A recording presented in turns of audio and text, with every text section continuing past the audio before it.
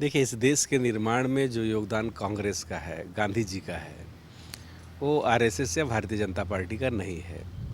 अब राष्ट्रीय आंदोलन से देख लें, जब राष्ट्रीय आंदोलन चल रहा था तो आरएसएस के लोग अंग्रेज़ों के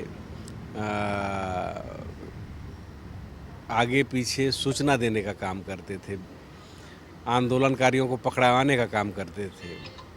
और जब उसमें पकड़े गए तो अंग्रेज़ों से माफ़ी मांग लेते थे। वहीं पर गांधीवादी विचारधारा के लोग, राष्ट्रीय आंदोलन से जुड़े हुए लोग डट करके मुकाबला करते थे, अंग्रेज़ों से माफ़ी नहीं मांगते थे, जेल जाना पसंद करते थे।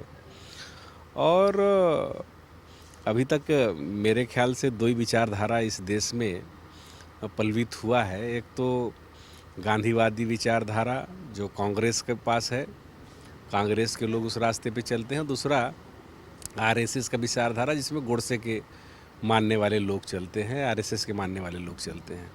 और दोनों में आप देख लो कि किसका भूमिका क्या रहा है देश में। और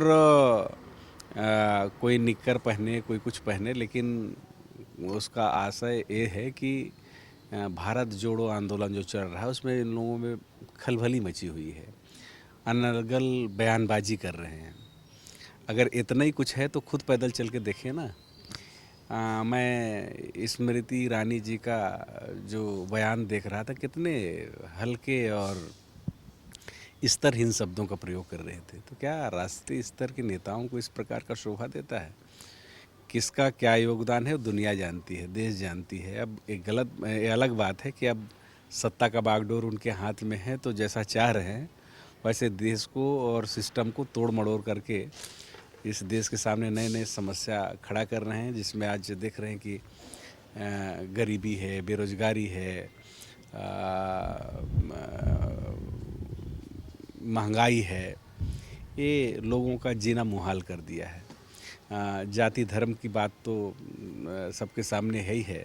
किस प्रकार से भारतीय जनता पार्टी इसका सहारा लेकर के राजनीतिक रोटी सेकने का प्रयास कर रही है, ये देश के लिए खतरे की घंटी है। इसको जब तक लोग नहीं समझेंगे, इसी प्रकार समस्या से लोगों को जूझते रहना पड़ेगा।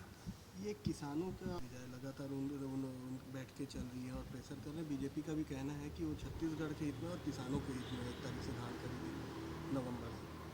भारतीय जनता पार्टी किसानों का हितैषी कब से हो गई है? और जो बात तो लोग छत्तीसगढ़ में बोलते हैं, छत्तीसगढ़ के बाहर भी जा कर के दिल्ली में भी कभी बोले। इतना बड़ा आंदोलन हो गया, लगभग 700 से ऊपर लोग मर गए आंदोलन में। इनके मुंह से किसानों के समर्थन में एक शब्द नहीं निकले। वो इस प्रकार की बात करते हैं। छत्तीसगढ़ में चिंता करने की आवश्यकता नहीं है। यहाँ माननीय भूपेश बघेल जी हैं, उसकी सरकार है, और जो धान खरीदी के लिए जो तैयारी है वो पूरी जिम्मेदारी के साथ और पूरे मुस्तैदी के साथ टाइम में धान खरीदी होगा, समय पर शुरू होगा। किसानों को कहीं कोई दिक्कत नहीं होता है। जब जब किसानों को दिक्कत होता है, कांग्रेस उसके लिए लड़ती है, खड़ा होती है। चाहे वो धान खरीदी को 2500 रुपया को लेकर के बात आई हो तब, या बारदाना की क्राइसिस को लेकर के बात आई हो तब, सेंट्रल पूल में चावल जमा करने में दिक्कत आई हो तब, हर समय कांग्रेस और पूरी सरकार किसानों के समर्थन में हमेशा खड़ा होती है, आगे भी खड़ा होती रहेगी। और माननीय भूपेश बघेल जी ने कहा है कि चाहे कोई दिक्कत आए, कोई परेशानी आएगा, हम किसानों का साथ नहीं छोड़ेंगे। भारतीय जनता पार्टी को इसमें ज़्यादा दिमाग लगाने की आवश्यकता नहीं है, ज़्यादा घड़ियाली आंसू बहाने की ज़रूरत नहीं है। जब ज़रूरत पड़ती है तो एक शब्द नहीं निकलता है किसानों के पक्ष में उनके, न एक ठो चिट्ठी नहीं लिखते हैं किसानों के पक्ष में। तो ये थोथला बयानबाजी से को समझती है जनता भी, और उससे कुछ होना नहीं है। For more news updates, do subscribe, like, share and comment. Clipper 28